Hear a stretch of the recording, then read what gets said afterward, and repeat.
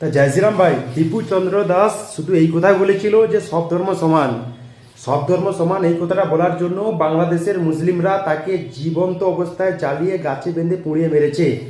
পশ্চিমবাংলার বকা হিন্দুরা, মূর্খ হিন্দুরা যারা এখনো সব ধর্ম সমানের কথা ভাবছেন, এই ব্যক্তি যে বলেছিল সব ধর্ম সমান, তাকেই গাছে পুড়িয়ে ইসলামের ব্যক্তিরা জীবন্ত জ্বালিয়ে পুড়িয়ে মেরেছে। রিসেন্ট ভিডিও আপনি সোশ্যাল মিডিয়ায় দেখতে পারেন এবং লাইভ লাইভ করছে সবাই, ফোনে camera on, call on record, তারা সেই ভিডিও ফুটেজ বানাচ্ছে।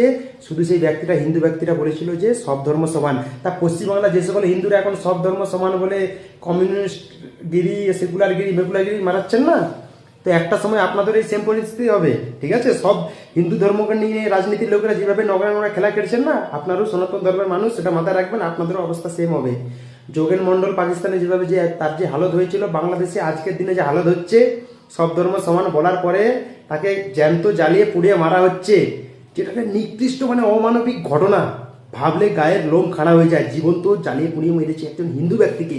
আর পশ্চিমবাংলার হিন্দুরা 2 টাকার আশায়, 2 টাকার মানে লোভে, কিছু পয়সার লোভে ধর্মান্তকরণের চক্রান্তে পা দিচ্ছে আর নিজের ধর্মটাকে নষ্ট করছে। পশ্চিমবাংলার হিন্দুরা জেগে উঠুন, নাহলে পরিস্থিতি প্রচুর ভয়ঙ্কর হবে। যারা এখনো ভাবছেন সব ধর্ম সমান, তাদের যে ব্যক্তি বলেছিল সব ধর্ম সমান, তাকে আর জীবন্ত জ্বালিয়ে পুড়িয়ে মারা হচ্ছে। আপনারা যদি বলছেন যে আজকাল সব ধর্ম সমান, আপনাদেরকে জ্বালিয়ে পুড়িয়ে মারবে ইসলামের ব্যক্তিরা। এটা বাস্তব সত্যি কথা। ঠিক আছে, একে এড়িয়ে যাবেন না। সত্যকে এড়িয়ে চললে, ইতিহাসকে এড়িয়ে চললে আপনার পরিবারের উপর বিপদ আসন্ন এবং আপনার উপর বিপদ আসন্ন, এবং আপনার রাজ্য দেশের উপরও বিপদ আসন্ন। কোথায় যাবেন, কোথায় পালিয়ে যাবেন ভাবুন। পালিয়ে যাওয়ার রাস্তা নেই, এইভাবে জীবন্ত জ্বালিয়ে আপনাকেও পুড়িয়ে মারবে একদিন গাছে বেঁধে। জয় শ্রীরাম।